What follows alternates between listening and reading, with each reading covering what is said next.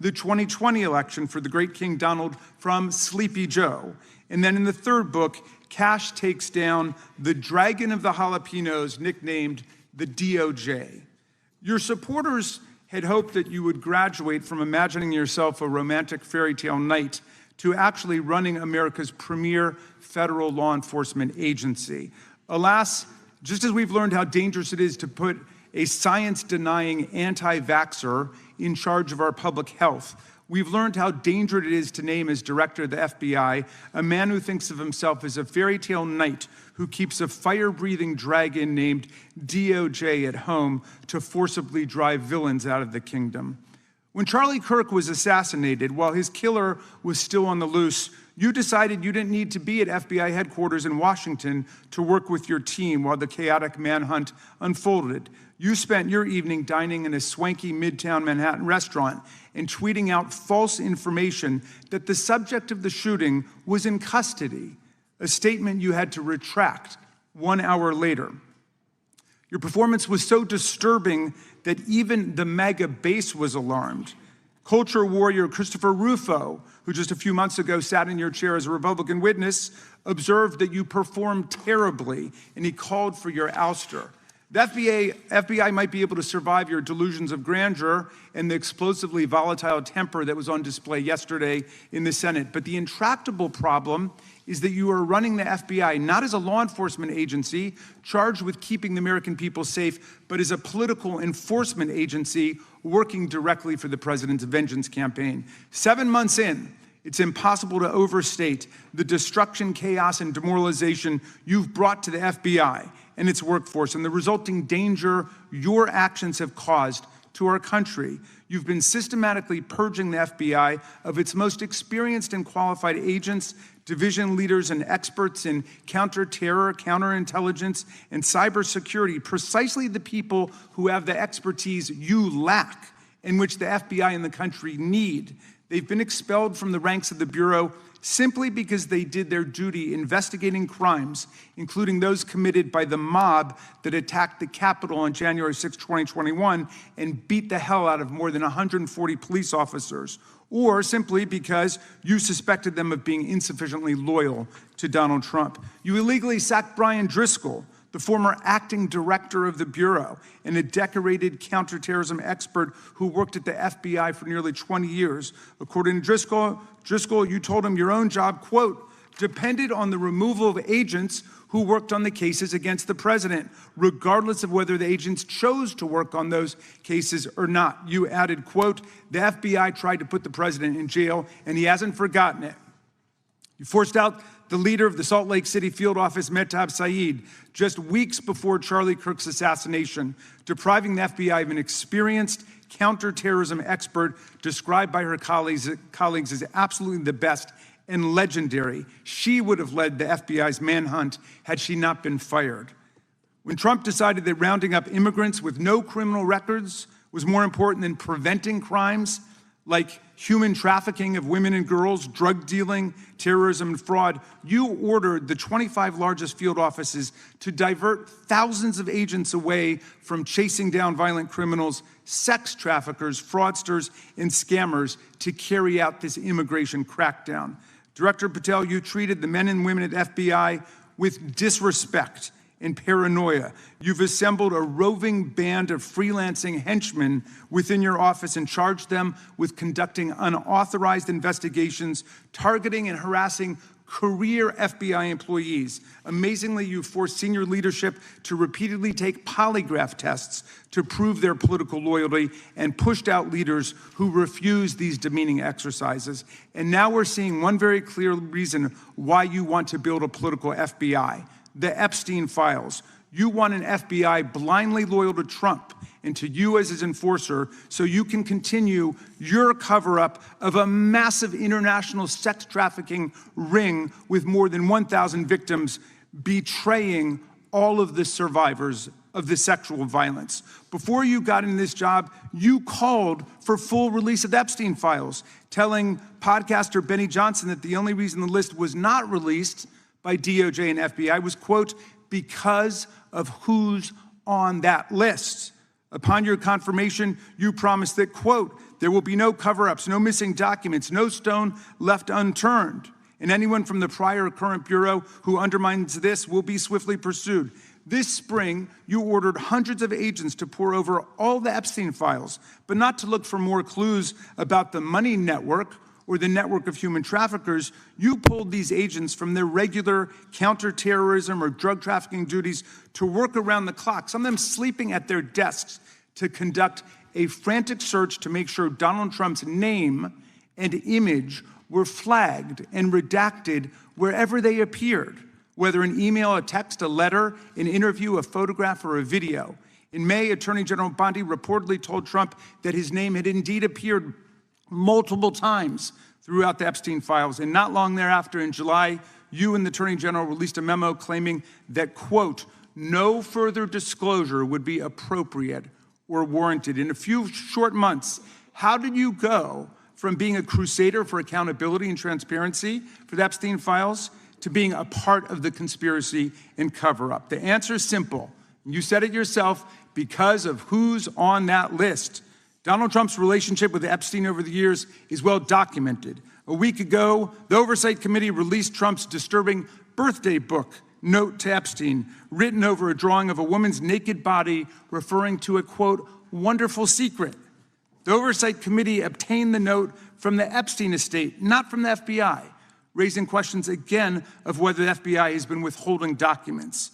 While you're unleashing the FBI to cater to Trump's desire to shut down the Epstein inquiry, the first 9 months of the Trump presidency have seen a spate of political violence and domestic terror events. We saw deadly attacks on political figures on both the left and the right. The brutal assassination of Minnesota Democratic House Speaker Melissa Hortman and her husband, and the attempted murder of Democratic State Senator John Hoffman and his wife, who miraculously survived a combined 17 gunshots. We saw an arsonist set Pennsylvania Governor Josh Shapiro's residence on fire. And of course, last week, we saw the horrific, cold-blooded assassination of Charlie Kirk in Utah that has shaken the nation. 1 minute after Charlie Kirk was shot in the neck, a 16-year-old shooter in Evergreen, Colorado, radicalized by white supremacist ideology online, opened fire and critically wounded 2 other students at Evergreen High School. We've seen lethal anti-Semitic violence, including the murder of 2 young Israeli embassy staffers just blocks from the Capitol, and then in the attack on a gathering of Jewish people in support of hostages held in Gaza in Boulder in June. We've seen continued mass shootings at schools, like the domestic terror incident at a Catholic school in Minneapolis last month, which killed 2 children and wounded 18 others. And in August, a man fired more than 500 bullets at the Centers for Disease Control and Prevention, killing a police officer who was a Marine veteran and a father. People like Melissa Hortman and Charlie Kirk should be able to participate in politics as elected officials or active citizens without being shot down in cold blood in the United States of America. People should also be able to go to elementary school, to middle school, to high school, to work, to the mall, and to church without being shot down in explosions of gun violence. The important position at the FBI requires a leader who puts public safety and national security and the rule of law first. I'm afraid, Director Patel, you've given us reason to believe you've used the powers of the FBI to serve Donald Trump and his agenda of partisan retribution. You've broken your promise not to do that. You've betrayed Jeffrey Epstein's victims and survivors. You've turned your back on the career law enforcement officers of the FBI, and as a result, you've left all of us less safe than before. Mr. Chairman, I yield back. Gentleman yields back. That opening statement may have been longer than any book director's ever written or anyone else has written. Without objection, all of the opening statements will be included in the record. We will now introduce today's witness. Mr. Patel has been the director of the FBI since February of 2025.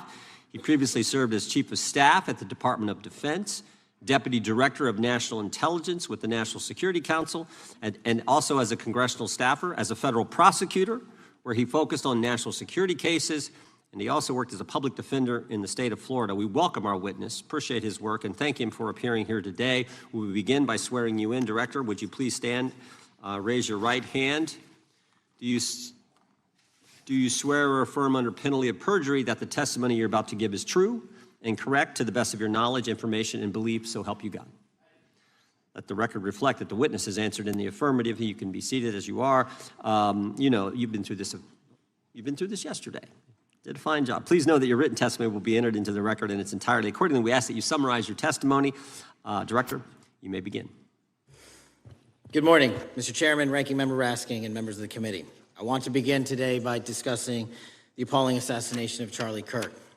It's important for this FBI to be transparent without jeopardizing our investigations, so a little bit of the timeline is important. Charlie Kirk was unfortunately assassinated on September 10th. We immediately, the next day, released images early in the day in local time in Utah to start the public partnership in our manhunt for the assassin and culprits. At approximately 5 p.m. local time, I arrived on the ground and walked the crime scene myself, and we flew multiple FBI assets in and out to process DNA simultaneously while bringing in evidence response technicians, hostage rescue teams, and other experts to assist state and local law enforcement with their investigation. At 8 p.m. local on September 11th, the FBI collected and populated and promulgated at a press conference a video of the suspect on the grounds. We also released enhanced images. Due to that release that I directed and ordered, the suspect involved was apprehended and in custody at 10 p.m. local time. That's less than 2 hours after we did the video release and the photo release. So within 33 hours, that individual suspect was in custody. And his family, who has since been interrogated, specifically stated to FBI interrogators that because of the video that the FBI released at my direction and because of the photographs that they released, they identified their son, they confronted their son when he swung by their home, and that's what led to his apprehension. We are still, the FBI has that investigation ongoing, and it continues to be ongoing, and I want to thank the state of Utah and the state and local authorities there. And I also want to thank the Attorney General and President Trump for directing resources to allow us to conduct that investigation as we have. Under this administration, the FBI has arrested more than 23,000 violent criminals. 23,000 in 7 months. That's twice as many year to date last year. We've taken over 6,000 firearms off the streets. 6,000 guns are no longer in the hands of criminals in 7 months. We've identified and found and located 4,700 child victims. That is a 35% increase year to date last year. We have arrested 1,500 child predators. That is a 10% increase year to date last year in just 7 months.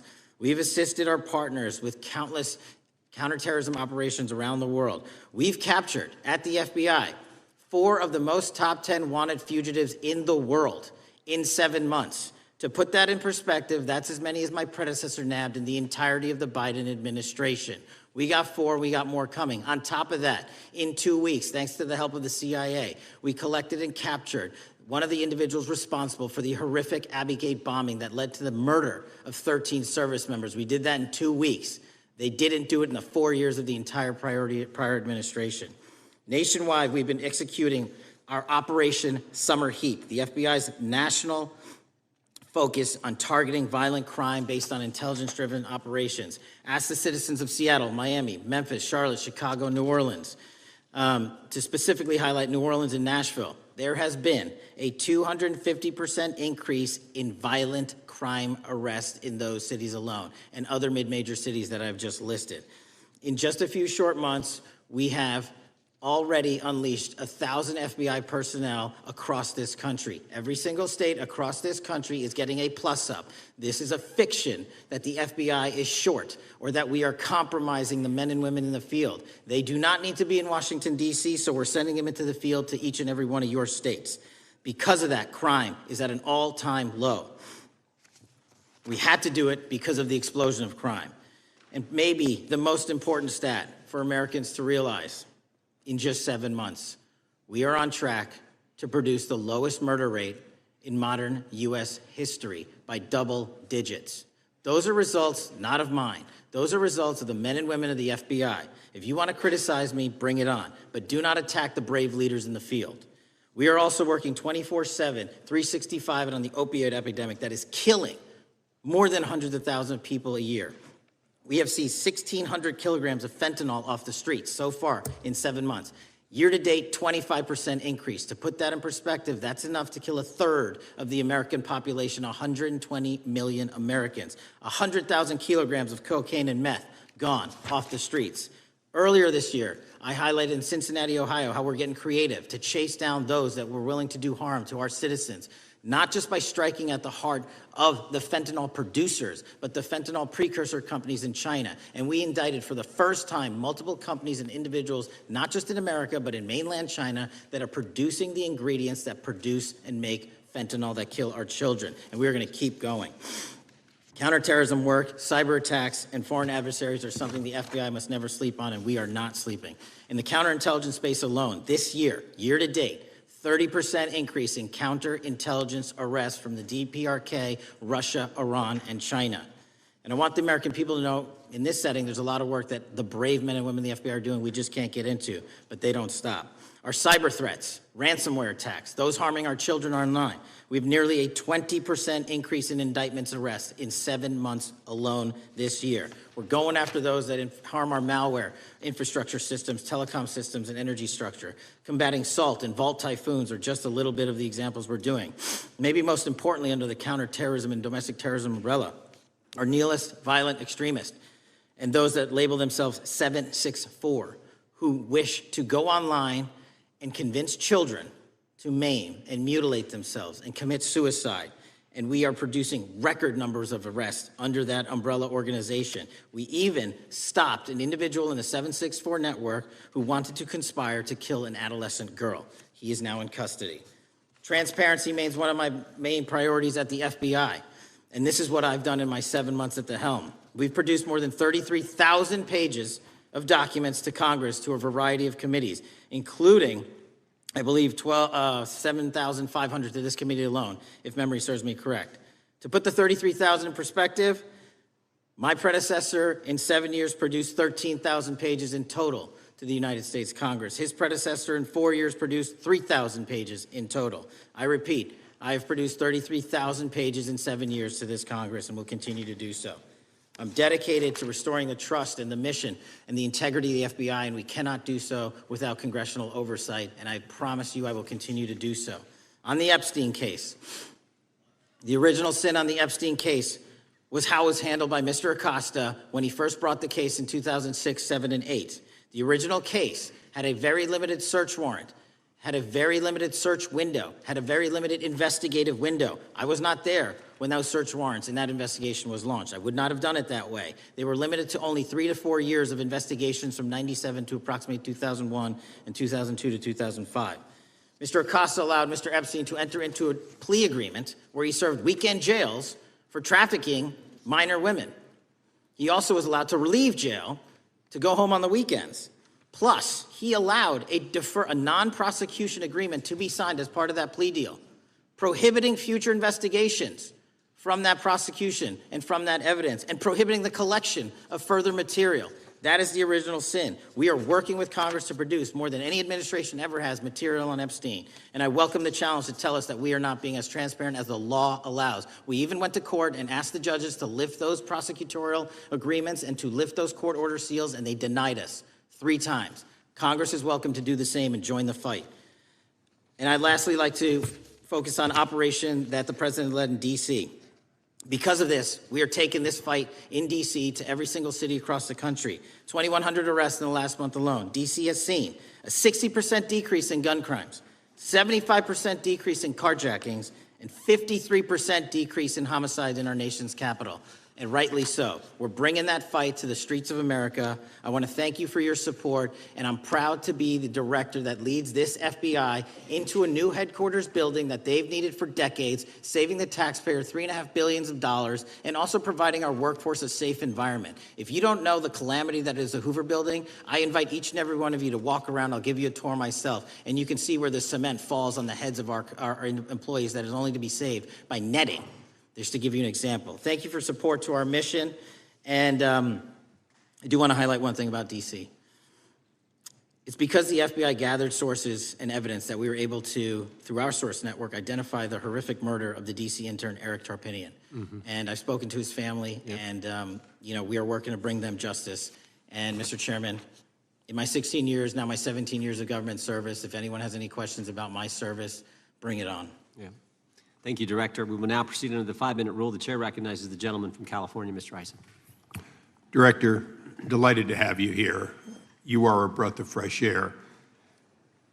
As you outlined, and I won't repeat it, the accomplishments, you did so with the same resources as your predecessor, roughly. Is that correct? I believe so, yes. And so how much of that has to do with taking people out of the backside of the FBI and moving them into the field, into doing the job for which we primarily pay the FBI? It's exactly what we needed done. 1/3 of the FBI's workforce resided in the National Capital Region before I got there. 1/3 of the crimes do not happen in Washington, D.C. Not anymore. Not anymore. So 1,000 personnel of the FBI were deployed across this country on a permanent basis, and every single state in this union is getting a plus up, not a reduction, a plus up of 1811s, of intel analysts and support staff. And that is why the crime rates are going down in record numbers. Thank you for doing that, and you know, it's perhaps the hardest thing for a bureaucrat to do is to lower the head count around them that support them, and I appreciate your willingness to do it different than your predecessor. A lot of what you covered earlier was the find, the discovery, and then the prosecution that is done by the DOJ. But I want to talk a little bit about the prevent side. On the Charlie assassination, sir? No, on all of these. Okay. Okay, for example, and I'll bring it up before the Democrats bring it up, January 6th. January 6th, we now know, because of your find, that in fact there were people involved who were not just observers but participants who in fact, it's been alleged, and I personally believe, in fact, were part of promoting, perhaps even the one woman who died, encouraging her to walk through a door that led to her death. When you see that kind of activity, and you know it was done under predecessors with full knowledge, whether it's January 6th, where embedded people crossed the line, or any other activity, including obviously the Russian hoax that we're now dealing with up in, front and center. My question to you is, what can you or others do to prevent it from occurring again? Not on your watch, but on future watches. How can we know that this won't happen again the moment you leave the FBI? It's simple. What I'm doing through our leadership cadre is having FBI agents do what they were trained to do, not what they were not trained to do, not put them in situations that both harm them and the public. We're also utilizing our SORT networks, utilizing the threat structure to go after the narco traffickers, the counterterrorism people, the counterintelligence threats, and the cyber threats. That's what they were trained to do, and that's what we're letting them do.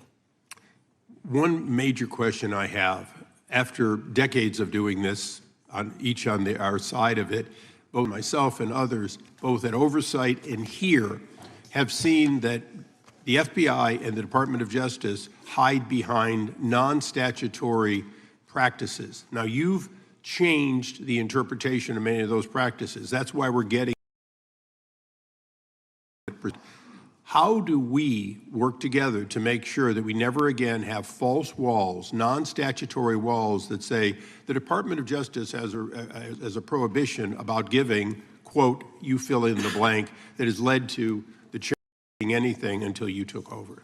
I'm wedded to aggressive constitutional oversight. Having been a House congressional staffer, I know that is an important part of securing our democracy. And the way we make it an everlasting, enduring process is by showing the American people the results of what we are doing and the important work of this committee and putting it out to them so they can see government waste, fraud, and abuse. And then they can demand from our constituents and our electors that they want this process to continue. Last major question here. Some things are so sensitive that we both would agree they cannot be made public. Will you commit to this committee, when it is too sensitive to disclose, that you would at least make it available for in-camera review by the chairman and ranking members or others designated? I have done that, and I will continue to do that. Well, thank you. Mr. Chairman, this is a breath of fresh air. This is the beginning of what we need, but my questions today for the director are ones in which I believe that we do need to codify by agreement or by statute if necessary the kind of openness and transparency that we're seeing from this administration, the kind of discovery that's allowing us to do our oversight properly, and I would hope that that be the follow-up to this, obviously along with the Attorney General, and I yield back my 4 seconds. Thank you. The gentleman yields back. The gentleman from New York is recognized. Thank you, Mr. Chairman. Welcome, Director Patel. In the wake of the tragic murder of Charlie Kirk, Donald Trump said, quote, "Violence and murder are the tragic consequences of demonizing those with whom you disagree, day after day, year after year, in the most hateful and despicable way possible," close quote. I would note for the record that Donald Trump has famously demonized practically every person he has ever disagreed with, and therefore, using his own logic, he has put their lives at risk. I should know, about 2 weeks ago, when I announced my decision not to my decision not to seek re-election, many people on both sides of the aisle, including the chairman, offered me well wishes and thanked me for my service. Donald Trump, on the other hand, took to Truth Social to call me a, quote, "psychopathic nut job," among other things. Yesterday, I received a threatening note filled with anti-Semitic comments and hateful attacks that mimicked some of the same language used by the president. I am sure many of us on this committee face similar threats every day. We have seen political assaults on both the left and the right. The attack on Charlie Kirk, the attempted assassination of the president, the murder of the Democratic Speaker of the Minnesota House, the assault on Paul Pelosi, and the attack on the Capitol on January 6th, for example. Director Patel, do you agree that there is political violence from both the left and the right? There is too much political violence. Do you agree, yes or no, that there's violence? There is too much political violence based on ideologies from either side. From either side, okay. Are you aware of the study by the Cato Institute, a well-known conservative group, that found that 69% of the violence is from the right? I'm not familiar with that study. You're not familiar, okay. I would commend it to you. Are you aware the administration has threatened to use violence as an excuse to crack down on liberty and freedom of speech? Say that again, I'm sorry? Are you aware the administration has threatened to use violence as an excuse to crack down on liberty and freedom of speech? Nobody at the FBI is doing that. I didn't ask you about the FBI, I said the administration. I speak for the FBI. I would like to enter the record an article from today's New York Times titled, "Trump Invokes Kirk's Killing and Justifying Measures to Silence Opponents." In the wake of Charlie Kirk's killing, President Trump and his allies have laid out a broad plan to target liberal groups, monitor speech, revoke visas, and designate certain groups as domestic terrorists. I ask unanimous consent to insert this into the record. Thank you. Politicizing the murder of Charlie King to go after free speech is not a legacy I believe Charlie King would have wanted. Moving on, I want to address another topic. The FBI has traditionally played a key role in prosecuting public officials for corruption. But I fear that at a time when the president is accepting planes from Qatar for his post-presidential personal use, issuing pardons to major donors, and personally profiting from the office of the presidency, the FBI may be abandoning its commitment to investigating public corruption.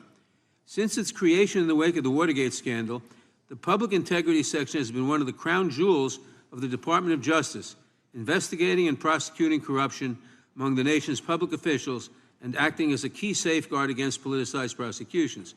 This section's work has been supported by an elite squad in the FBI devoted specifically to rooting out corruption.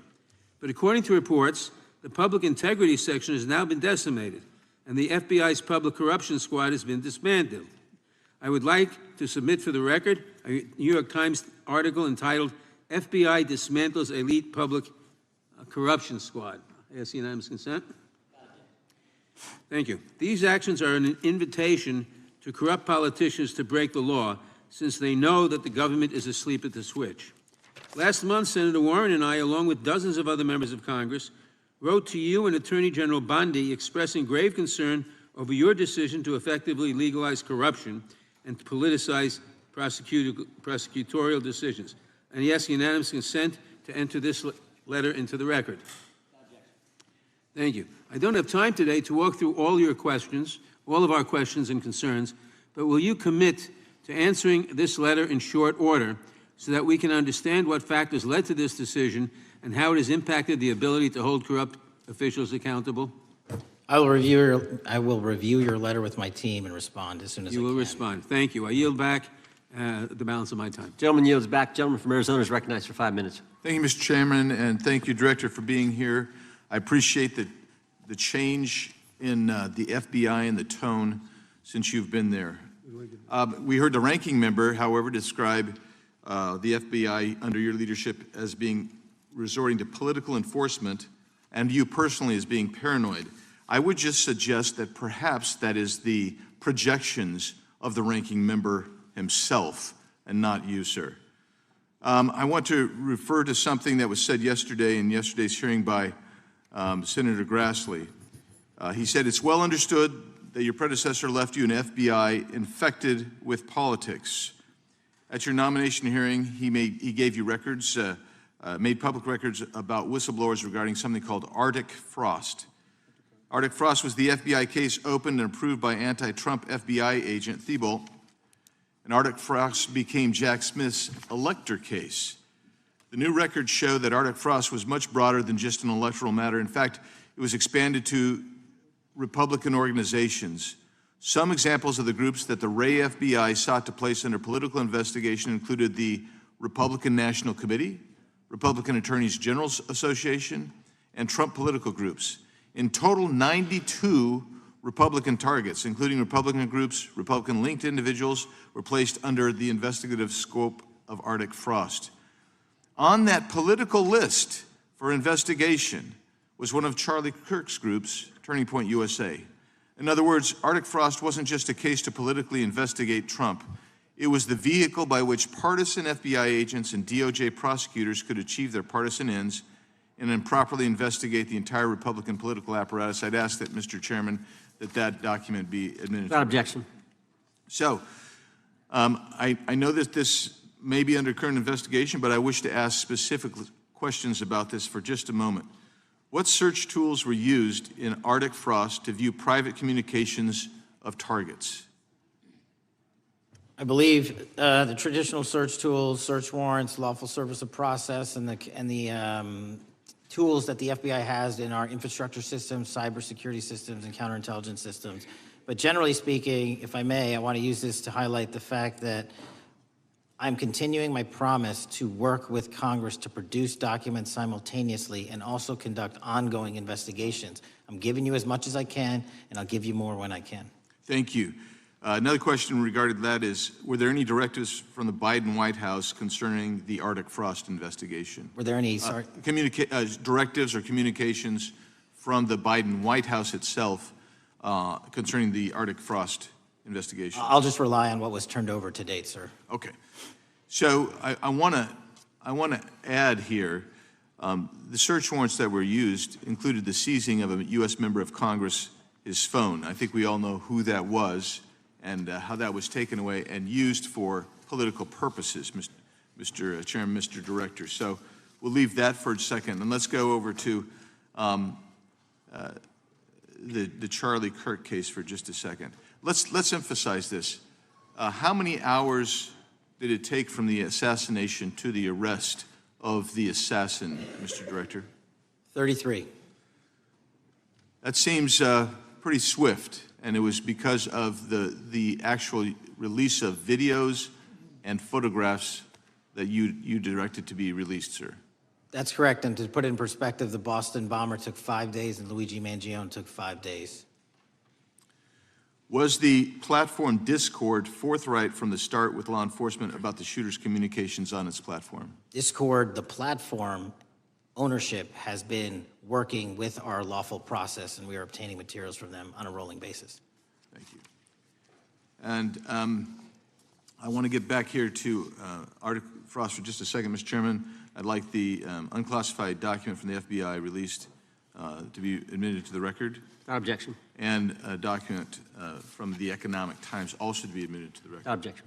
So I'm going to give you the last 30 seconds. We could go on about the Epstein case. I've got a bunch about that, but I'm just going to let you, if you wish to respond to either of the two vitriolic questioning or statement from the Democrats. The work of the FBI speaks for itself. It's on showcase here today. Anyone that wants to attack the FBI can attack me, but leave our leadership structure alone. When you have 23,000 violent felons arrested, twice as many as this time last year, the work speaks for itself. Thank you, Mr. Chairman, and thank you. Appreciate your good work, Director Patel. Yield back. Gentleman yields back. Gentleman from Maryland is recognized. Thank you kindly, Mr. Chairman. Director Patel, before you joined the FBI, you railed against it for covering up Jeffrey Epstein's human trafficking ring. Let me refresh your memory with this clip. It has Epstein's list. They're sitting on it. That doesn't seem like something you should do. You're protecting the world's foremost predator. That seems like an evil thing to do, regardless of who may be embarrassed in the release of that list. Why is the FBI protecting the greatest pederast, the largest scale pederast in human history? Simple, because of who's on that list. So you finished that December 2023 interview with a challenge to the FBI and harsh words for Republicans in Congress for not getting the Epstein files out to the public. You can see this clip. Boy pants, and let us know who the pedophiles are. Put on your big boy pants and let us know who the pedophiles are, you said. You emphasized that the president and the FBI director each had complete authority to release Epstein's client list. You said Epstein's black book is under the, quote, direct control of the director of the FBI. Look at this clip. This is way off the topic, but who has Jeffrey Epstein's Black book? black book? FBI. But who? That is, I mean, there's... Oh, that's under direct control of the director of the FBI. All right, so you were sworn in as director more than 200 days ago. Now the black book is under your direct control.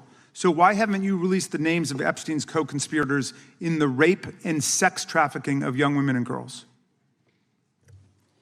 The Rolodex, which is what everybody colloquially refers to as the Black Book, has been released. Oh, no, you're talking about what the journalist got 5 years ago? No, that's not what we're talking about. We're talking about what you were talking about there, That's the black exactly book what I under was the direct control of the FBI director. We have released more material than anyone else before. The Biden administration, Obama administration had the exact opportunities to release this material, and they never did. And if you are telling the men and women of the FBI, Why we're have not you going after changed your child predators. position? Hang on, you said we're not going after child predators. 1,500 child predators arrested this year, 35% Okay, increase, I'll reclaim my time. 4,700 child victims Mr. Chairman, I'm going to found. reclaim my time if you could instruct the witness. Why have you changed your position? There you were saying it's under the direct control of the FBI director and all of it should be released. Why have you changed your Everything position? that has been lawfully permitted to be released has been released. And as I told you, Really? the investigation was limited. And let me make something crystal clear. I never said Jeffrey Epstein didn't traffic other people, other women, and they're not other victims. This is the investigation we were given from 2006, 7, and 8, and the search warrants from 2006, 7, and 8. That's what we're working with. Well, wait, have you released all of the stuff that the FBI has seized from Epstein's house? The computers, the emails, the file cabinets, the documents? What about the financial records? Have you released all of that? Everything the court has allowed us to Which release. court are you talking about? 3 separate federal courts have come in and said... We're there are talking about the 3 evidence you've got. It's got nothing to do with what those courts have. Do you have any We're talking idea about how the evidence- law works? Wait. Do you want me to break the law in a federal judge's order? No, to I want you to satisfy follow your own curiosity? word, Director Patel. You said up there it was under the direct control of the FBI director. He had the black And book. everything I have direct control over, we have gone to court. You haven't. Complete We your went sentence. to court. Everything you have direct We- control over, you we said. have gone to court, and everything we have direct Director control Patel, over. complete your and sentence. can You said lawfully everything- I'd like to release. the We're gentleman- releasing. He'd like to complete his answer. You began the sentence, everything you have direct control over, and then you stopped that sentence. You've released everything that you have direct control over? I have direct control over and can lawfully release. If you're not familiar with the court orders, that's not my fault. Oh, I'm Go perfectly, look at them. I'm Go perfectly to familiar court. with them. But how did we prosecute Ghislaine Maxwell?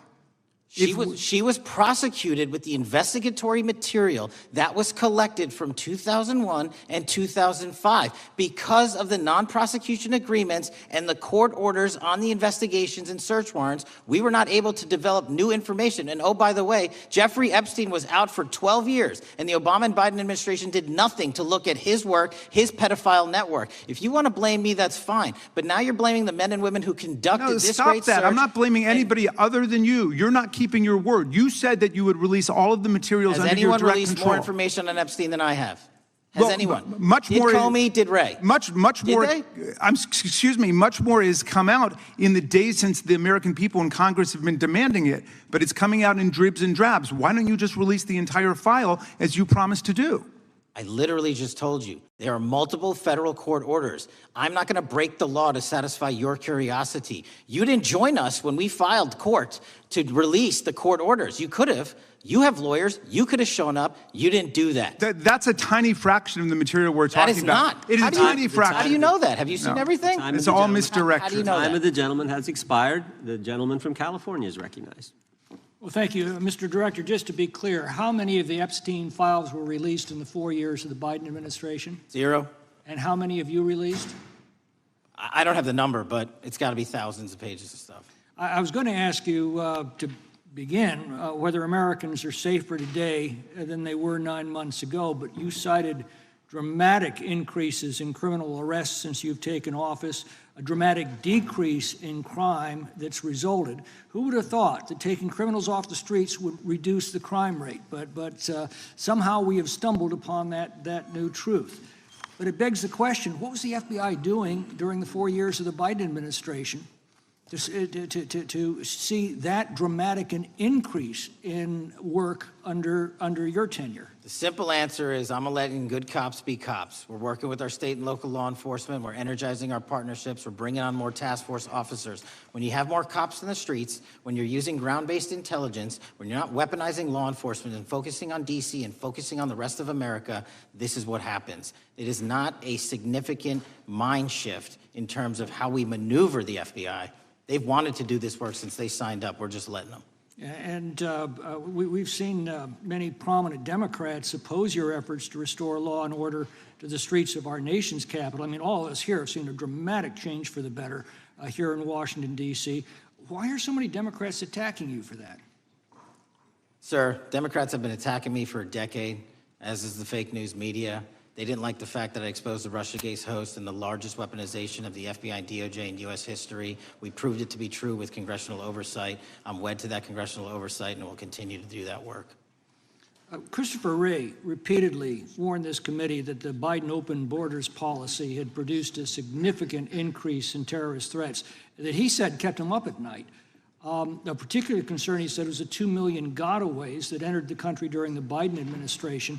That's an average of 41,000 every month. What are the monthly gotaway numbers today?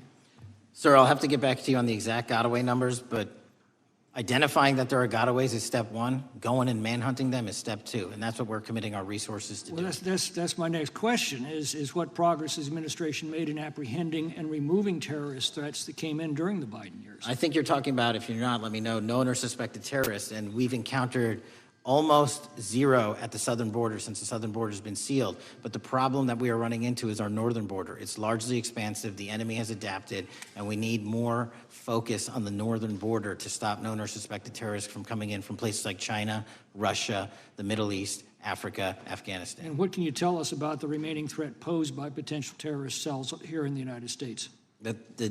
The terrorist threat that continues to be posed by international terrorists here in the United States is one of my highest priorities. We are working through our intelligence community partners to identify those individuals, and we've taken down numerous individuals in numerous rings across this country to neutralize that terrorist threat, including places like New York City, Los Angeles, and I believe Dallas, Texas most recently. How extensively did criminal cartels like Sinaloa, Jalisco, New Generation, MS-13, Trinidad, and others infiltrate our country during the Biden administration? By the tens of thousands.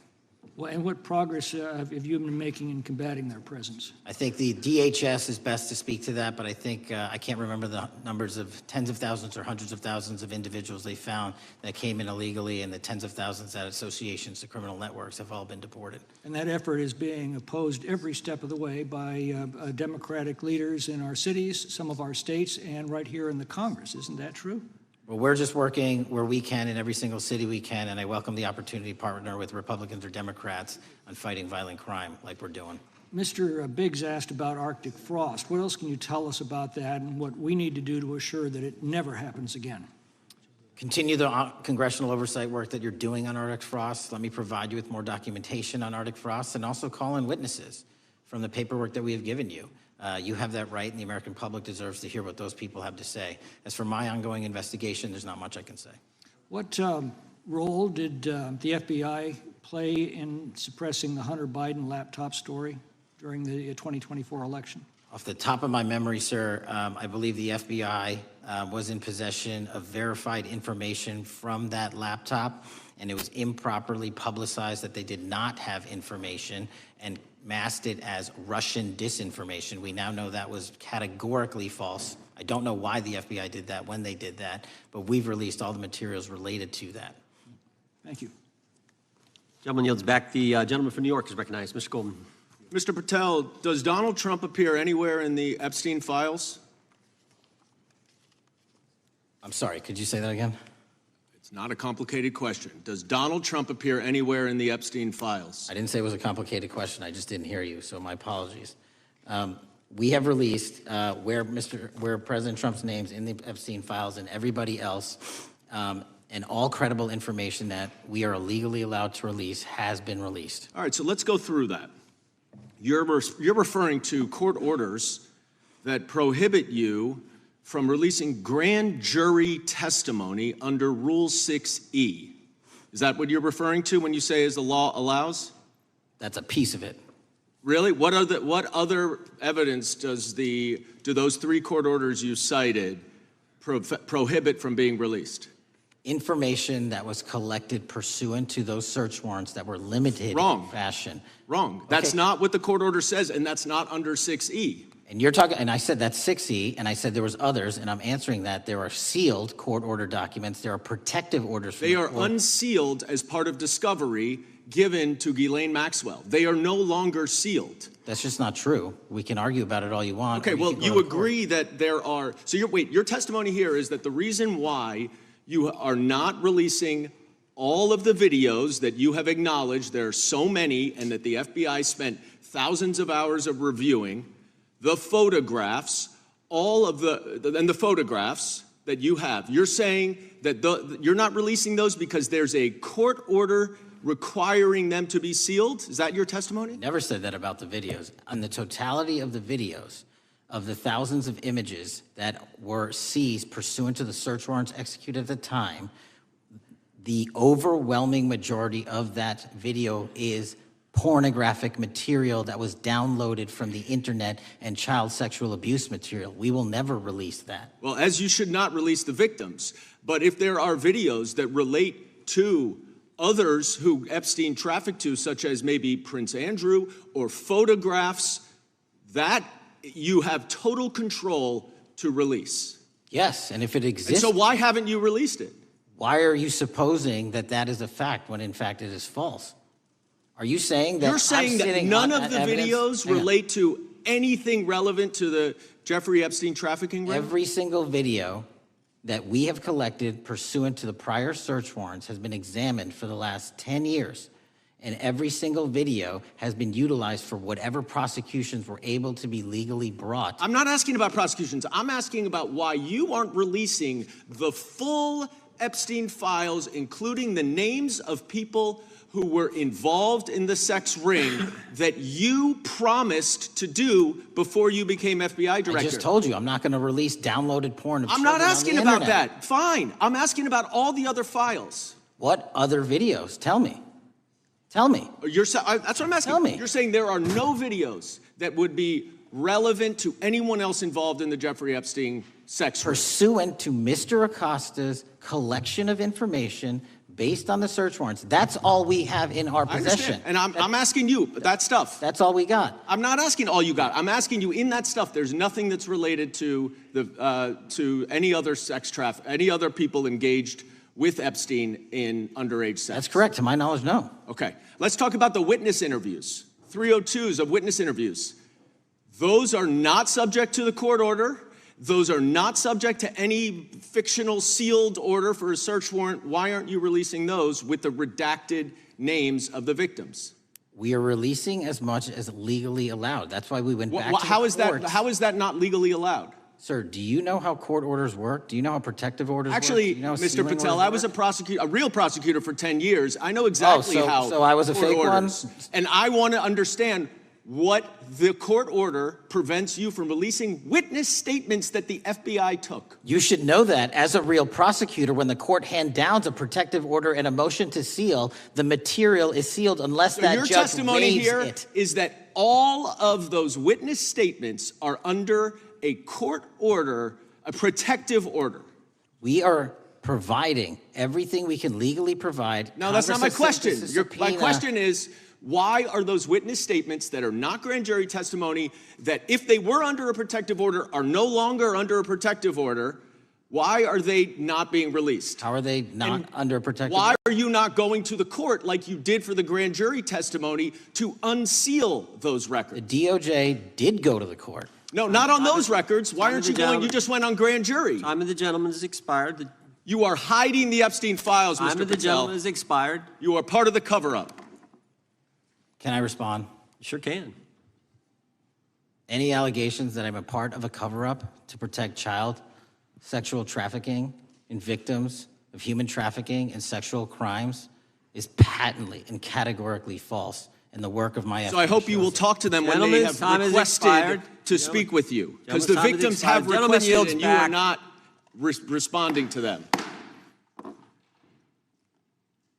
Director, yes or no, is the FBI still spying on parents at school board meetings? No, sir. Is the FBI still targeting Catholics? No, sir. Is the FBI still spying on President Trump? I don't believe so. Is the FBI still censoring Americans? No, sir. Is the FBI still targeting Americans for shopping at Cabela's or purchasing Bibles?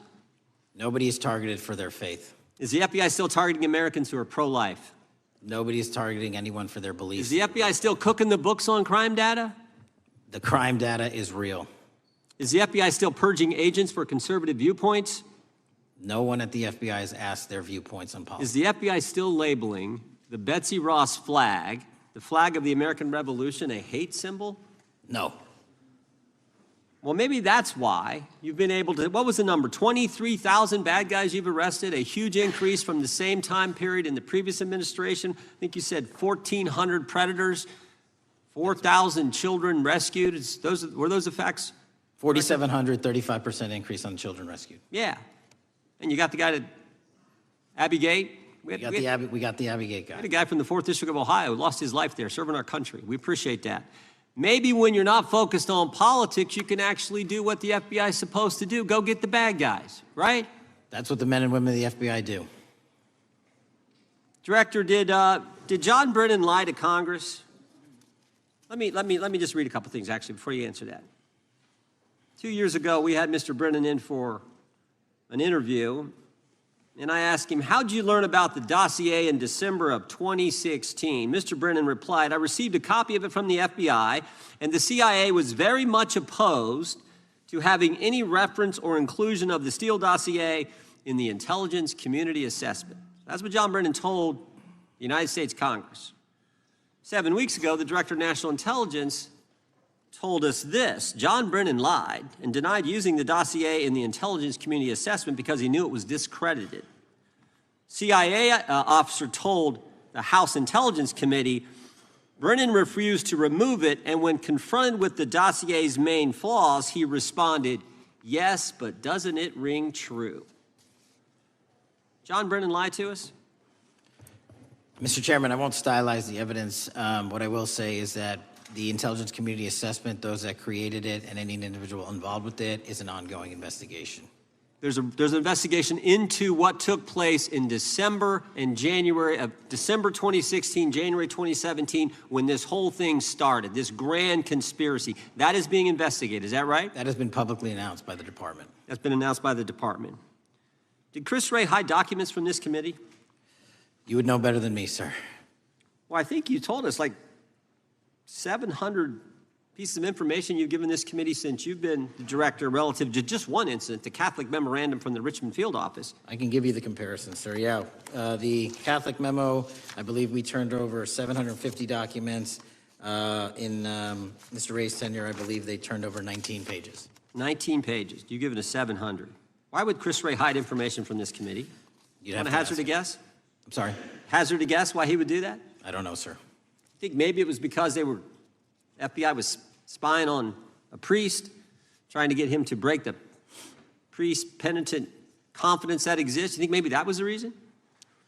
You'd have to ask him, sir. Yeah, we'd love to do that. I want to read a few names here. Arctic Haze, Tropic Vortex, Riding Hood, Foggy Falls, Echoes Fate, Sirens Lure, Janae Christmas. What are these code names about, Director? You know? Not off the top of my head. Well, Arctic Haze, Tropic Vortex. My understanding, these are code names for leak investigations of classified information from the year 2017. Does that ring a bell? In terms of leak investigations, many of those are classified and many of those are ongoing, Mr. Chairman. But we are working with you to produce documents as we close those investigations or as we declassify them. Let me ask you this question, because this is something I've wondered about, the way the FBI used to work. This whole thing so many of these things unfolded. Seems to me you had all these people in government leaking information that then gets reported in the press, and there's a story written about it, and then that article is then used to further the investigation and move forward with what they want to do. Did that take place back in 16 and 17? That's the exact scenario that took place in the FISA application for Carter Page and the rest of the Trump campaign. And that is frightening, because that's what the CIA is supposed to do in foreign countries. It's not supposed to happen to Americans. But it did, didn't it, Director?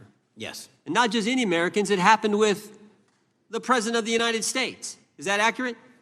Yes, sir. Yeah, and you were the key guy in helping expose that. And I think our country will be forever grateful for what you did to let the country know that was going on involving Americans, which is not supposed to happen, and not just, again, any American, but the President of the United States. Chair now recognizes the gentlelady from California. Thank you, Mr. Chairman. I'm concerned by reports that FBI agents have been diverted from their important work on crime and anti-terrorism to work on matters that are not critical to our safety. I'd like to play the video, the whole video Jeffrey clip. Epstein's Black Book? Black Book. FBI. But who? That is, I mean, there's... Oh, that's under direct control of the director of the FBI. But the Black Book, it's not just sitting, I mean, that's Hoover power times 10. And to me, that's a thing I think President Trump should run on. On day one, roll out the Black Book.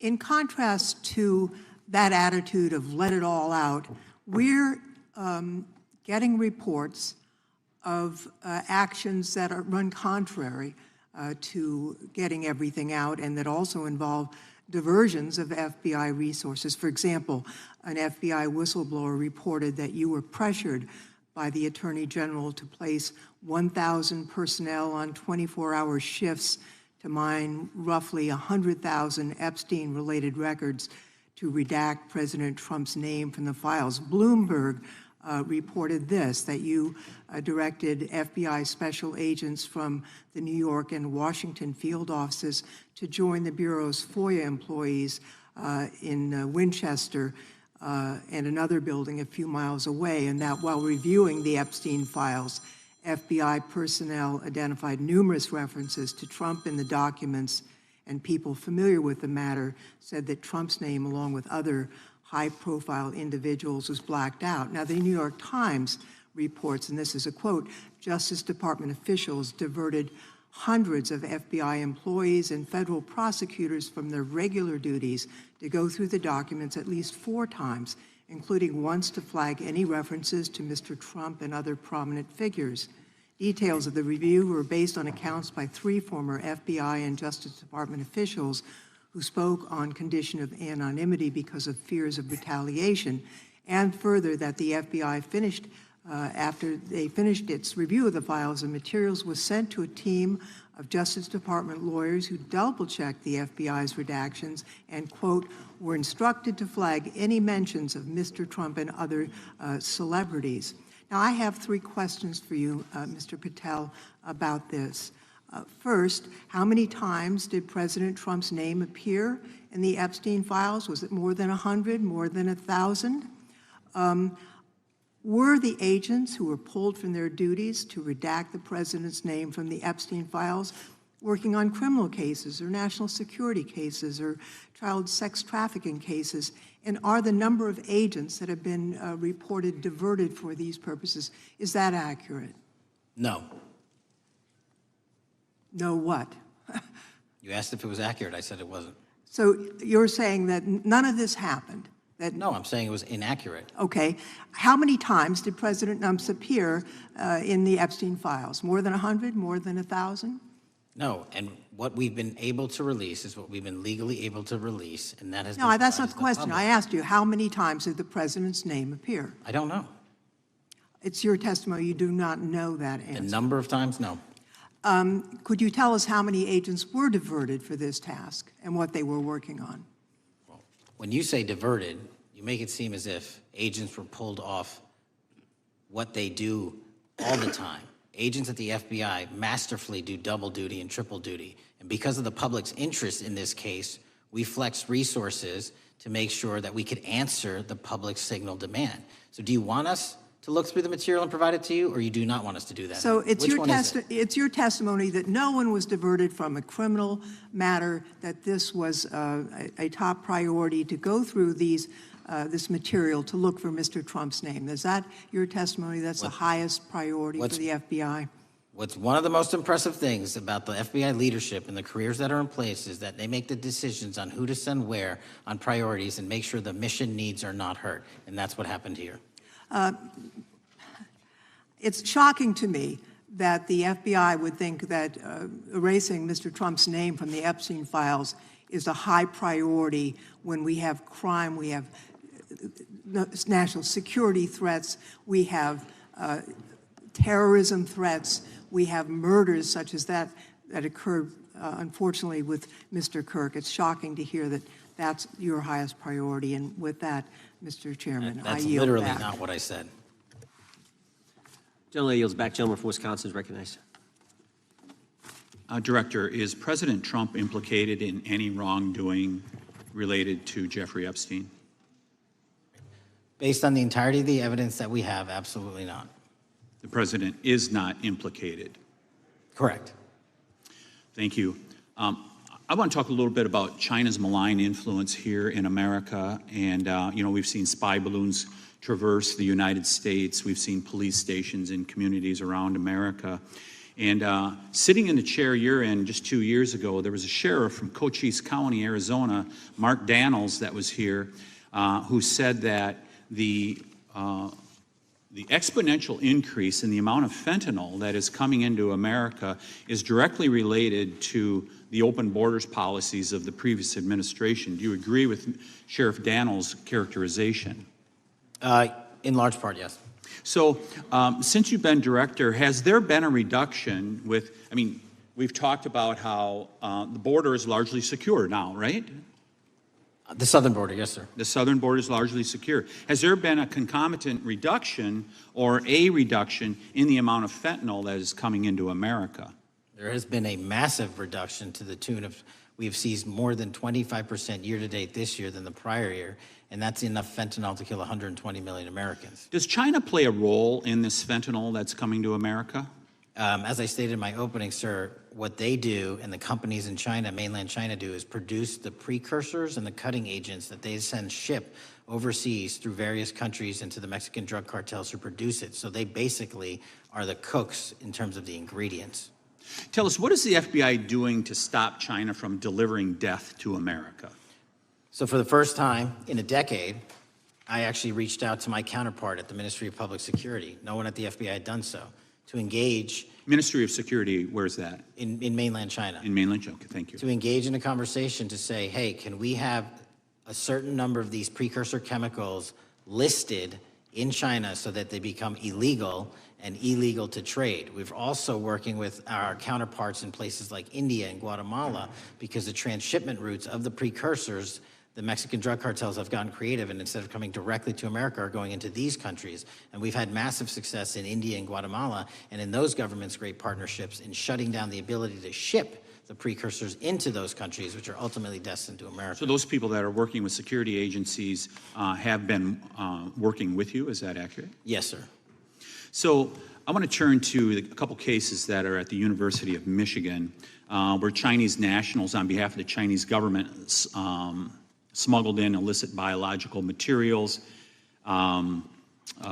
stuff that can harm our agricultural industry. What actions are you taking as we see repeated stories of Chinese nationals doing this in the United States? So just that, sir. In this calendar year alone, as I was mentioning, our counterintelligence operations and cases brought against the Chinese are up by, I think, something like 40%.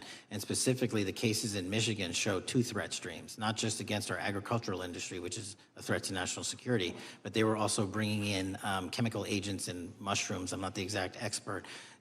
That would have ultimately hurt our population. We arrested and charged all of those individuals, and we are aggressively going after them in every single state because they weren't doing it in Michigan alone. Should research universities across the United States be doing a thorough job of vetting Chinese nationals that are coming to their universities? They should. Turning to spying in America, we heard the stories about Senator Dianne Feinstein's driver, who was a Chinese spy. We're familiar with Linda Sun, who worked in Governor Hochul's office, Christine Fang in California. What are you doing to find these people who are Chinese spies that are trying to burrow themselves into the politics of America? Because we know it's happening, right? Yes, it is. And what our counterintelligence unit is doing is aggressively seeking the intelligence into where these individuals are working. Then we are utilizing our operational authorities to go in and investigate them either through our human source networks and collecting information through lawful process, online, search warrants, and data so that we can bring proper arrest charges and publicize to the world what they're doing here. And just because we've caught a few doesn't mean we've caught everybody. We've got a lot more to go. I get one more quick question in. The FBI arrested a judge in Wisconsin, Hannah Dugan, for interfering with a federal law enforcement operation.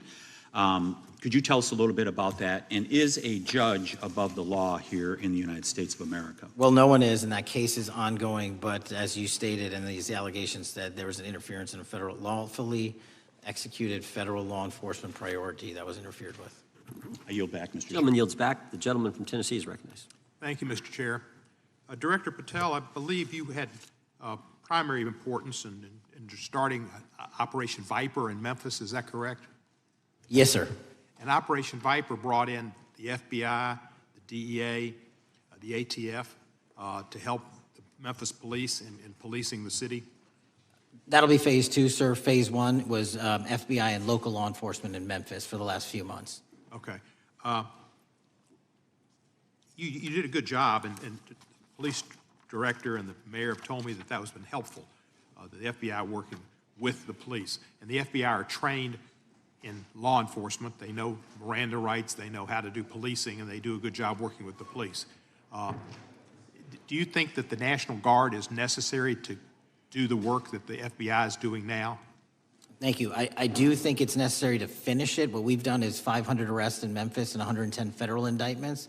But what we need to do is we've only secured a piece of where the criminal conduct is occurring in Memphis, and we can't work inside perimeters that are not established and safe, and we don't have the manpower to give us the space to fully go into the areas where the criminal activity remains. Well, are you suggesting that the National Guard is going to go into the more heavily crime areas?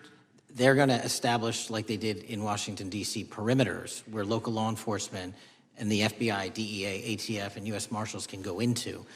We can't be going into all these areas knowing that they're extremely volatile and jeopardizing the safety of our agents. Did the National Guard do anything in Washington to help the FBI stay safe from these dangerous elements? They established perimeters. Established perimeter, and the criminals knew about it, so they... It was a visible force, sir, so they kind of saw it. Well, what you did, I commend you for what you did, and I think the FBI coming in, we have a crime problem in Memphis. The FBI has helped, DEA will help, and the ATF will help. I don't think the National Guard is going to help, and what I've seen, they're not trained in law enforcement, are they? No, sir. And so that could be a problem. Who will direct the National Guard in Memphis? Will it be, will they have control over your agents? No, sir, they won't. Who will have control over your agents? You? Well, the SAC and then ultimately the chain of command up to Washington, D.C. will control the FBI, but there's a task force that was put together that is going to be led by an interagency. The heads of U.S. Marshals, DEA, and FBI will be working together with DHS collectively on this. Have you visited Memphis before? Yes, sir, I have. So you know how good a city it is. I love Memphis. A lot of us do. And Memphis is a great city, great history. Civil Rights Museum might say something about slavery, but that was the history. Needs to be taught. Blues, Elvis. Beale Street. Beale Street, right, barbecue. And people should come. It's not a troubled city. We've got some crime, but it's not a troubled city. We're not troubled, and we love our city. And we hope that the National Guard doesn't come in and cause people to have questions about Memphis, because it's a city they should visit. Let me ask you this about, you said that the homicide rates are coming down to an all-time low? In modern recorded U.S. history, yes, When sir. does modern recorded history start? I think the FBI, and I'll get back to you on this, has stats on that going back about 30 years, sir. Okay, I was thinking back to Ozzie and Harriet, and I didn't think you could beat Ozzie and Harriet's time. Secondly, you mentioned the Epstein case. Did any of the women that were victims, and they came up here and had a press conference and all, did any of them contact your office and ask to give information? To my knowledge, no, sir. If they did, let me ask you first, is there a statute of limitations on sex crimes like that, with sex with a minor, rape? The DOJ is the expert, but I do not believe there's a statute on that, limitations on that. So if there's not a statute of limitations, should you not be interviewing those people who know who raped them and the names and the places and give you that information? That seems like that's a treasure trove of information, and it's a serious, serious, serious number of crimes. Sir, I couldn't agree with you more. We've been very public about asking individuals to come forward with new information, and we would run out every single lead on that. Well, I'm sure the women will come forward, especially today, to be sure that they will get an opportunity, because that seems like something we ought to do.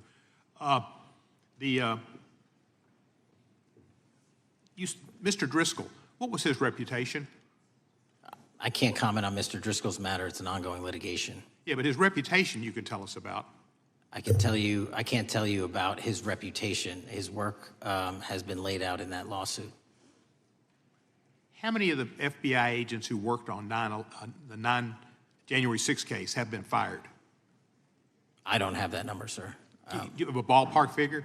No, but I can tell you that individuals based on case assignments in the FBI that I have led have not been terminated for case assignments. Thank you, sir. And come back to Memphis, and you work with Kevin Kane in our Tourism Bureau. He's great. Thank you. And thank you for your work in Memphis. Gentleman yields back. Mr. Chairman, I have a unanimous consent request. Gentleman's recognized. So about 4 documents I'd like to introduce into the record. The first one is Jeffrey Epstein's 6th story played out for years in plain sight. And Acosta is quoted in here saying, "I was told Epstein belonged to intelligence and to leave it alone." The second document is entitled, "What Epstein's Bodyguard Warned About His CIA Connections." The third document is from Fox Digital. It's titled, "Epstein's Private Calendar Reveals Planned Meetings with Obama Admin Official CIA Chief." And the last document is Wall Street Journal article that highlights Ehud Barak's 36 meetings with Jeffrey Epstein. He was the former Prime Minister of Israel and head of military intelligence for Israel.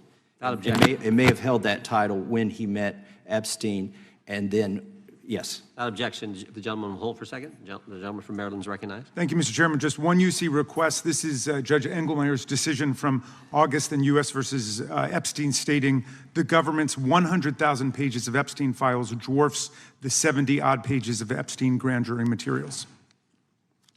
Without objection, the gentleman from Kentucky is recognized for 5 minutes. Thank you, Mr. Chairman.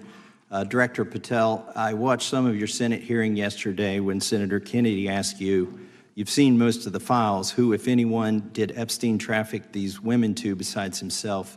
You replied, according to the transcript, "There is no credible information that he trafficked them to anyone else." You also said somewhere in the hearing and here today that the problem is that the case files are constrained by limited search warrants from 2006 to 2007, and that the non-prosecution agreement hamstrung future investigations. Those constraints only apply to Southern District of Florida. They do not apply to Southern District of New York, the location of the 2019 sex trafficking indictment, which produced many things, including a series of FD 302 documents. According to victims who cooperated with the FBI in that investigation, these documents in FBI possession, your possession, detail at least 20 men, including Mr. Jess Staley, CEO of Barclays Bank, who Jeffrey Epstein trafficked victims to, victims including minors, such as Virginia Roberts Giuffre, may she rest in peace. That list also includes at least 19 other individuals, one Hollywood producer worth a few $100 million, one royal prince, one high-profile individual in the music industry, one very prominent banker, one high-profile government official, one high-profile former politician, one owner of a car company in Italy, one rock star, one magician, at least 6 billionaires, including a billionaire from Canada. We know these people exist in the FBI files, the files that you control. I don't know exactly who they are, but the FBI does. Have you launched any investigations into any of these people, and have you seen these 302 documents? Sir, I have asked my FBI agents to review the entirety of the Epstein files and bring forth any credible information. And we're working with Congress not only to divulge that information and produce it to you, but any investigations that arise from any credible investigation will be brought. There have been no new materials brought to me launching a new indictment. So is the loophole here, or is it your assertion that these victims aren't credible, that the 302s maybe didn't produce credible statements that rise to a probable cause? It's not my assertion, sir. It's the assertion of two different United States attorneys' offices from 3 separate administrations who investigated those same materials in live time. Are the 302 documents in the FBI's possession? They reviewed all that, yes, sir. And so have you reviewed those 302 documents where the victims name the people who victimized them? If I personally know, but the FBI has. So how can you sit here and in front of the Senate and say there are no names? I said I named one today. I said we are not in the practice at the Department of Justice FBI of releasing victims' names. That is not what we do. We are also not in the habit of releasing incredible information. That's not what we do. But multiple authorities have looked at the entirety of what we have. Okay, I got to move on here. Were you present when the AG had the White House event when she released the binders to the social media influencers? I was, yes. So if you're willing to meet with social media influencers who stood to benefit from the sensational and sad stories of these victims, will you meet with the victims as well? The FBI will meet with anyone who has new information. Will you personally meet with them? The FBI and the professionals who are handling the cases will. Were you instructed that it was important to release the documents to the Oversight Committee on the day of my introduction of the discharge petition to release these files? I don't know what day that was, so no. Well, they were released that day, and there were victims' names who weren't redacted because they were in such a rush, and the victims are not happy about that. Have you investigated any of the CIA connections? Have you seen the CIA file on Jeffrey Epstein? And if you wanted to see it, would they show it to you? Well, I can speak for the FBI, and that's presuming there's a CIA case file. And I've reviewed everything that the interagency, not I, the FBI, that was provided to us. Would you be willing to look at the CIA file on Jeffrey Epstein? If there is such a file, and if it has not already been turned over to the FBI will look at any new investigative leads. Have you made any progress on the pipe bomb investigation January 6th? And have you made any progress on the motive of the Las Vegas shooter? As to the first, it's an ongoing investigation, and we have made progress. As to the second, sir, I'll have to get back to you. All right, thank you. I yield back. Mr. Chairman, I have a unanimous Gentleman consent yields back. request. Unanimous consent request from the gentleman from New York. I ask unanimous consent to introduce an unsigned memorandum from July 7th, 2025 that says we did not uncover evidence that could predicate an investigation against uncharged third parties with the insignia of the Department of Justice and the FBI. Without objection. Mr. Chairman, I have a unanimous Georgia. consent request. It's an article entitled DOJ Deletes Study Showing Domestic Terrorists Are Most Often Right-Wing. Without objection. Thank you. The gentleman from Georgia is recognized for 5 minutes. Thank you, Mr. Chairman. Director Patel, thank you for being here today. I want to first talk about the significant role that the FBI plays in combating the national security threats posed by our nation's greatest threat, our nation's greatest security threat, China and the Chinese Communist Party. It's a fact that China is America's most significant national security threat, isn't that correct? I would say so, sir. And you would agree with me that China wants to dominate the United States of America? I think that's largely their plan. And they want to dominate the world, both militarily and economically, isn't that correct? I think so. And sir, you've been FBI director for the last, 8 months? 7 months, yes. 7 months, and during that time, have you held any stock in any companies founded in China? I don't believe so. Well, you do own stock in a company known as Elite Depot, don't you? Which one, sorry? Elite Depot. You own stock. I think that's, I'll have to get back to you. I think it's a law firm and it's a company out of Singapore. Okay, well, no, the company out of Singapore, which is owned by Elite Depot, is the Shein Company, which was founded in China, correct? That company operates out of Taiwan. Well, they changed their headquarters from China back in 2022 to Singapore for tax purposes, but it's owned by a Chinese billionaire.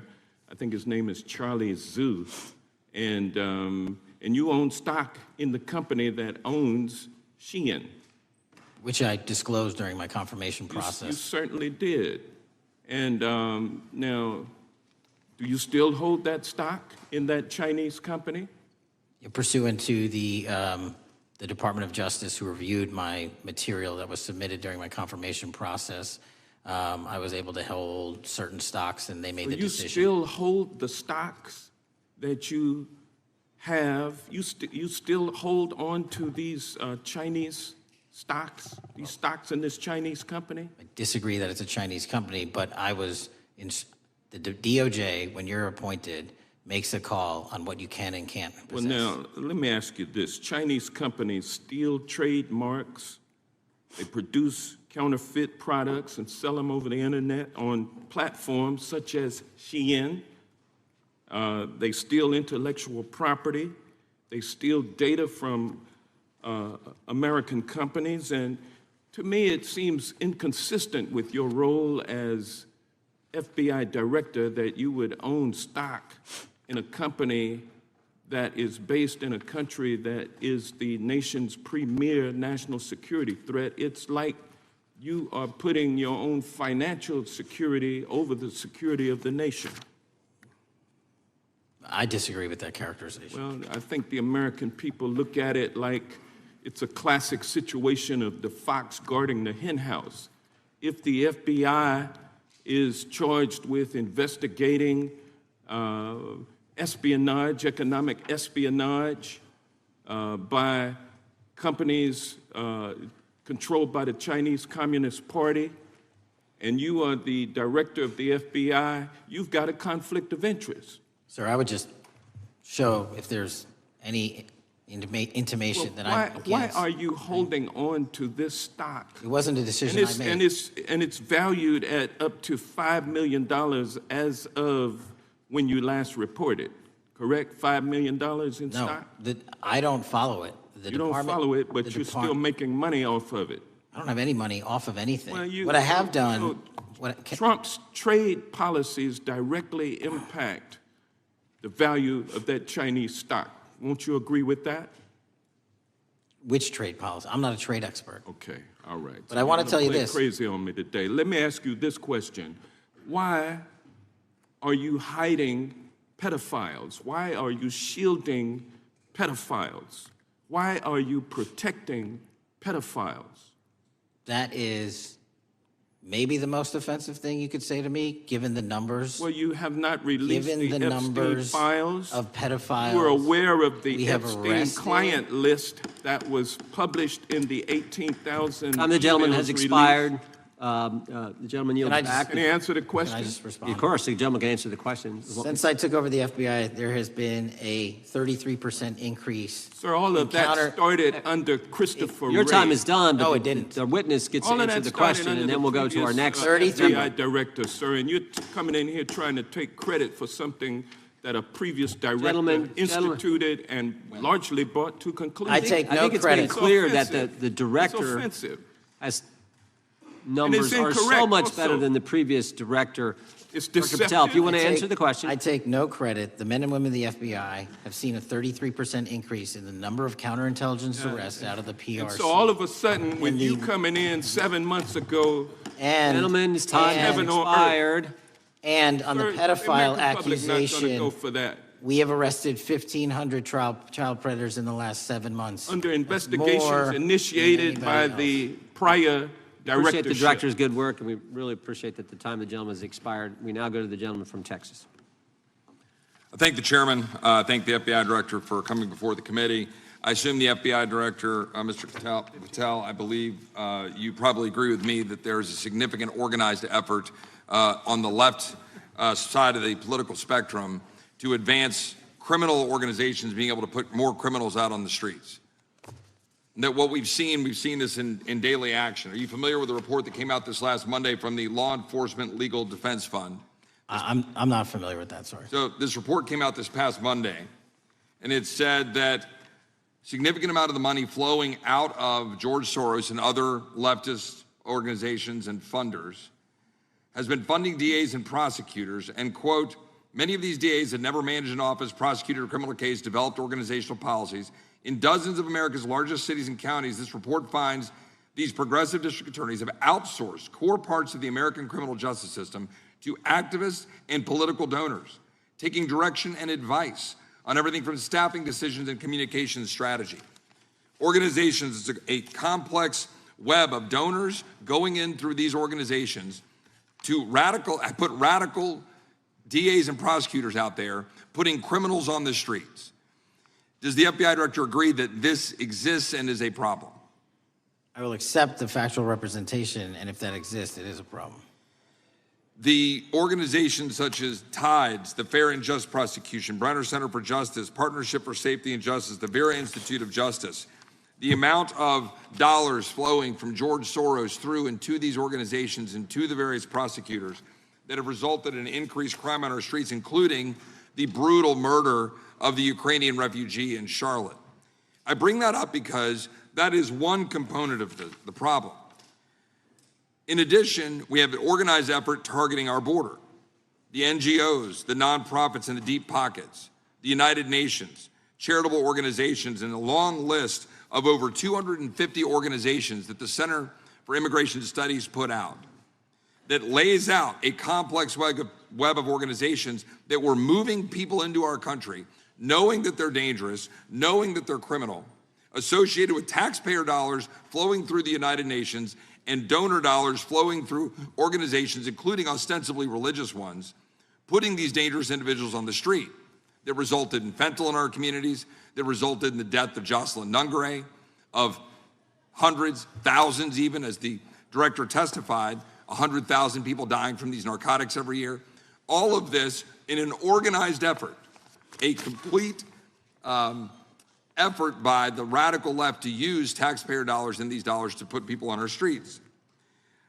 In addition, the extent to which we've seen now with the Southern Poverty Law Center and their hate map targeting, for example, the Family Research Council, where we had a shooting right here in DC over a decade ago, putting Charlie Kirk, putting a target on TPUSA, Antifa, other radical organizations that are very specifically organized in targeting conservatives and ordinary Americans.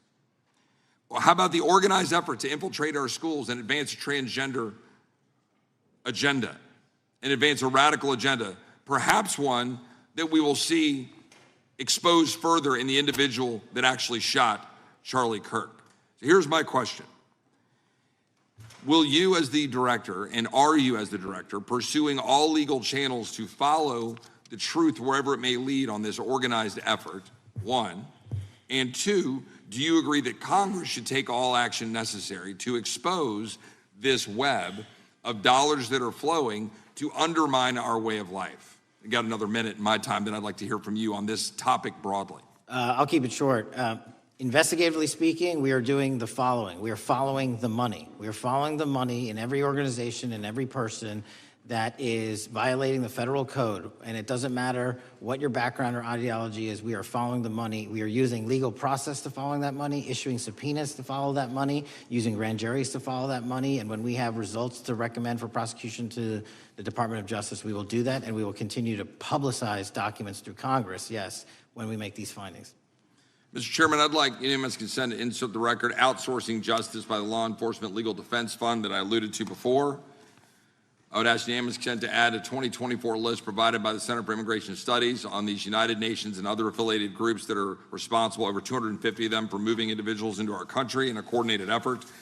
I would like unanimous consent to insert a letter that I sent that currently has 33 members of the United States House of Representatives have signed on it, calling for a special select committee to pursue the organized effort from the radical left to target our way of life and undermine our security by putting criminals on the street and having our borders being wide open and putting us in danger.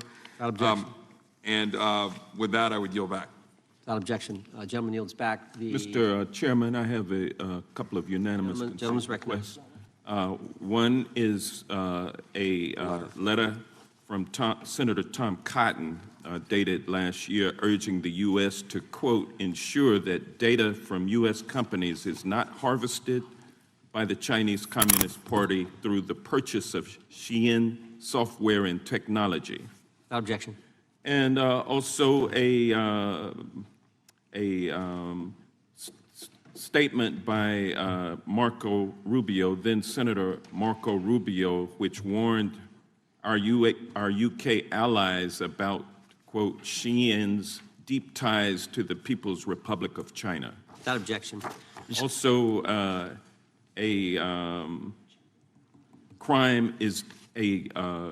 the record crime is down in 2025.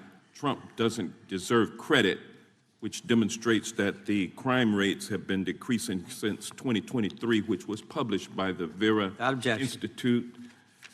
Also, a unanimous consent request to enter into the record a NPR report from July of 2024. GOP vows to make America safe again. Statistics contradict their growing crime claims. Without objection. Also, a report out of the American Presidency Project dated January 17, 2025, record low crime during the Biden-Harris administration.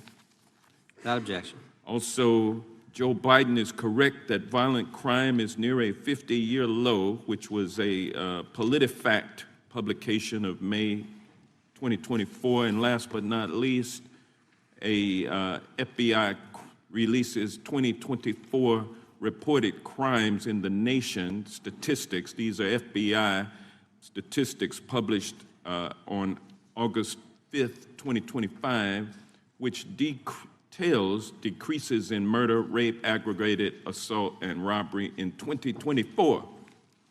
Without objection. Gentleman from Kentucky is recognized for unanimous consent.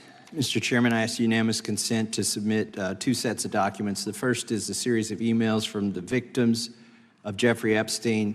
They are making FOIA requests to get their own FBI files and not having any success. So I want to bring attention to that by submitting that to the record.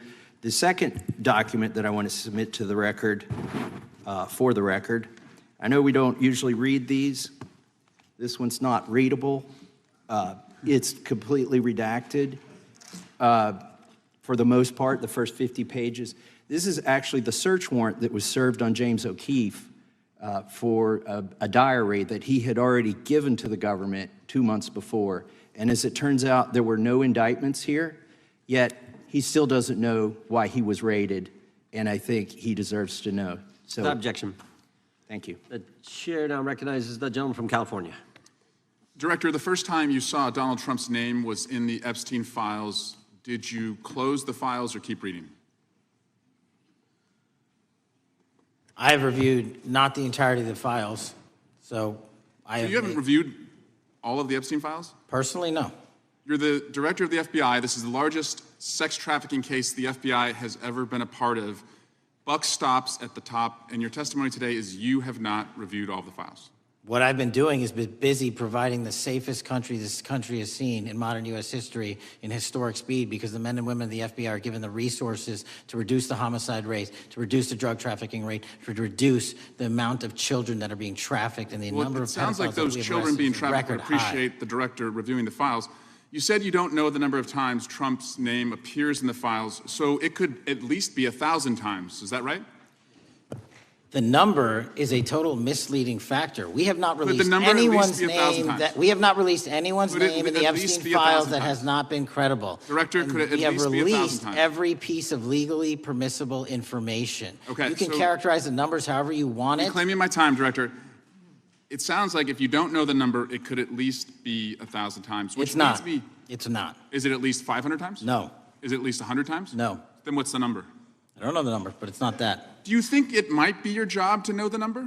My job is to provide for the safety and security of this country. My job is not to engage in political And that innuendo includes protecting so you can go sexual out to the assault sticks and get your 20-second hit in your fundraising reclaiming my article. time, And Director. keep going, reclaiming your time, because the Director, people of California If are being Trump- if the underserved by president- your If the representation. president is not implicated, why not release everything that involves him? We have released everything, the president and anyone else's side, that is credible and lawfully be able to be released. Your fixation on this matter and baseless accusations that I'm hiding also child Mr. Massey's pedophiles is disgusting. interest. Anyone that says that needs to look at the stats alone. And go back to the state of California, who's receiving the biggest surge in FBI resources through my redeployment, because the cities of Los Angeles, San Diego, and San Reclaiming Francisco my time, need it. Director. Remembering your oath to tell the truth, did you ever tell Donald Trump his name is in the files?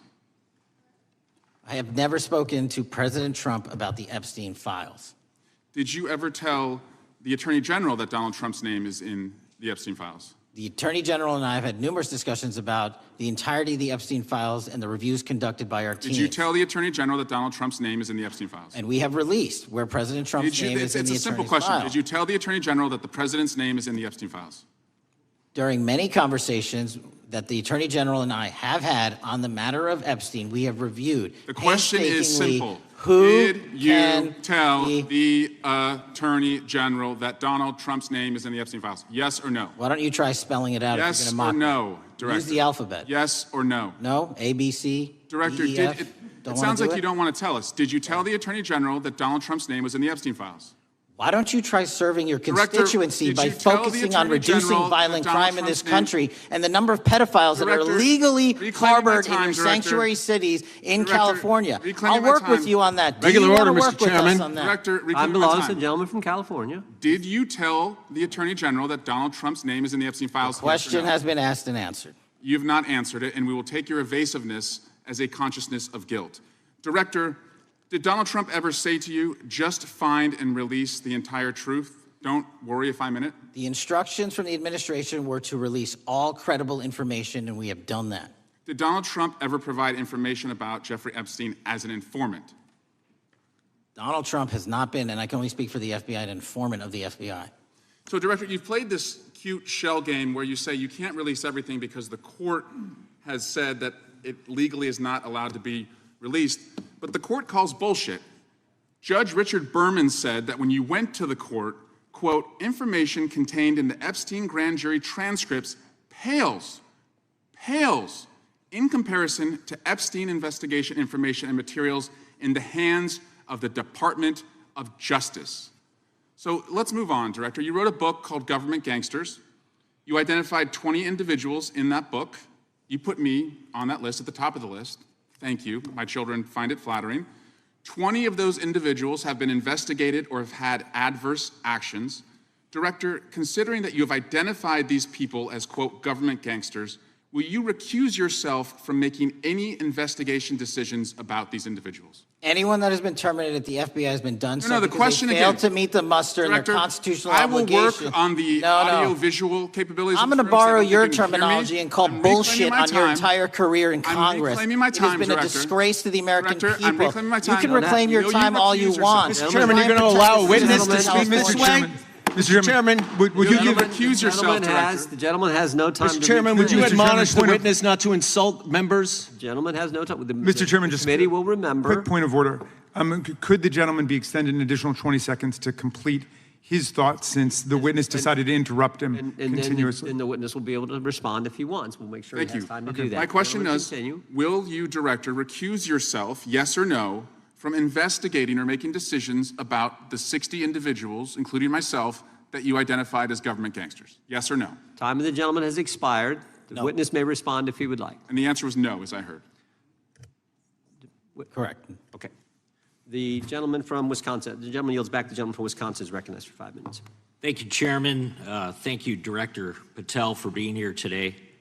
I wanted to talk a little bit about the assassination of Charlie Kirk and the FBI's subsequent investigation. I know it's really sensitive, and you know, you can make the call as to whether or not, obviously, it's something that you can respond to, but I think it's still fresh on many people's minds. I want to congratulate you and Utah law enforcement for the work you did in identifying the suspect and apprehending him. According to public reports, and I think this is what maybe it's, I still have questions about, and maybe the public does. According to public reports, the alleged shooter arrives on the Utah Valley University campus nearly 4 hours before the shooting. Was that your understanding? Is that kind of... I'll let the public reports reflect themselves. I don't have the exact timeline. Okay. So we don't have any idea kind of his prep or how he set up or how he utilized that time when he first showed up on campus? All of those are being currently investigated through our cell phone analysis and through our witness interviews. And the state of Utah has now announced charges seeking the death penalty against his suspects. So we're a little limited in what we can continue to say. Sure, I understand. And the suspect, like you referred to, is then captured on security footage jumping off the roof of the alleged shooting location, the Losey Center. Do we have any idea how the suspect got up on the roof in the first place?